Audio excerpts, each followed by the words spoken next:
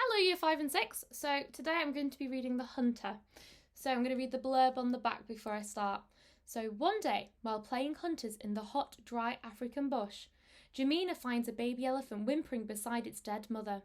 As Jamina bravely helps the little orphaned elephant return to its herd, she goes on a journey of self-discovery and realises that she'll never be a real hunter.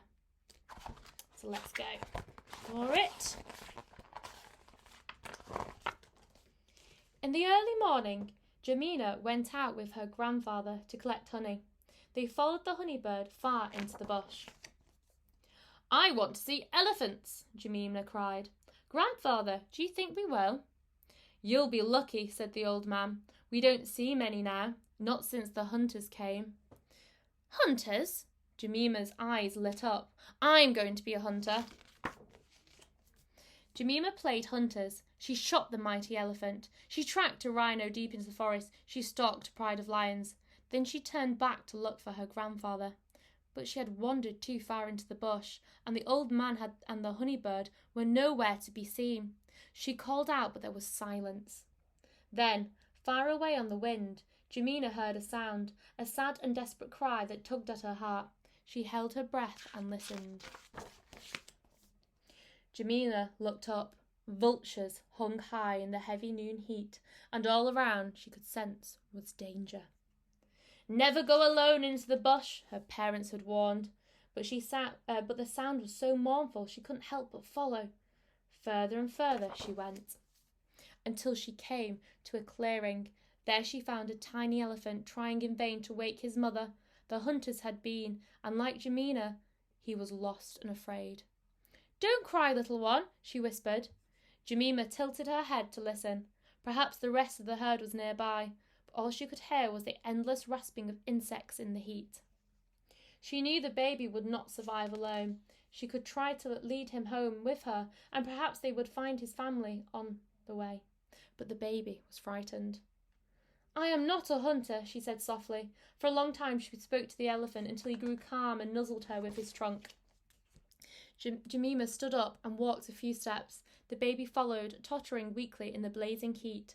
Then the rain came and cooled by the water. The elephant found strength to go on.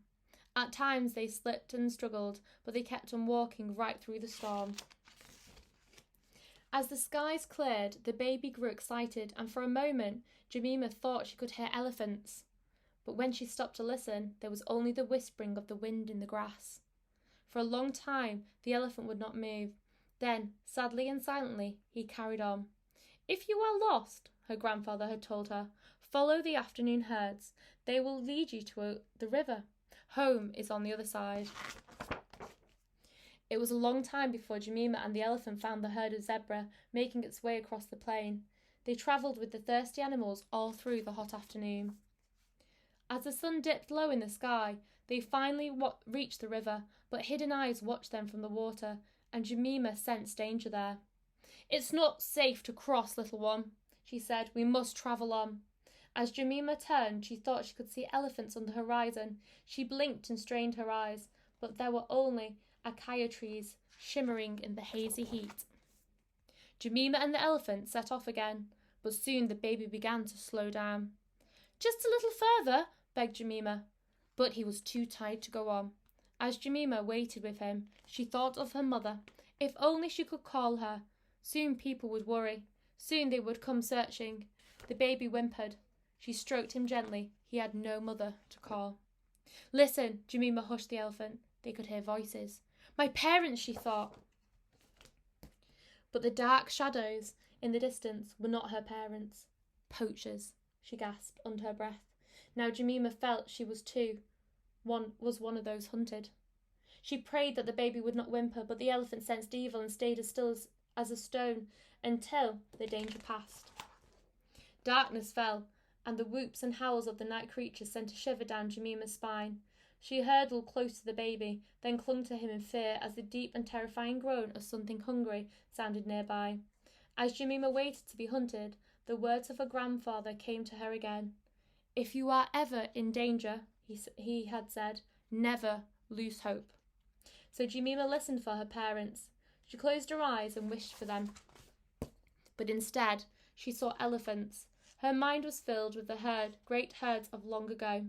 The mighty tuskers her grandfather had seen when she was young. Giant elephant shadows moving like ghosts across the plains. She could hear their deep and gentle murmurs close by.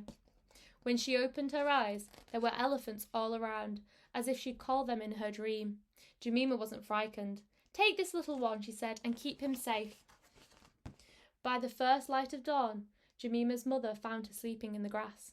"I was playing hunters and I got lost," Jemima said. She stayed very close to her mother all the way home. "I will never be a hunter," she said softly to herself as they reached the village.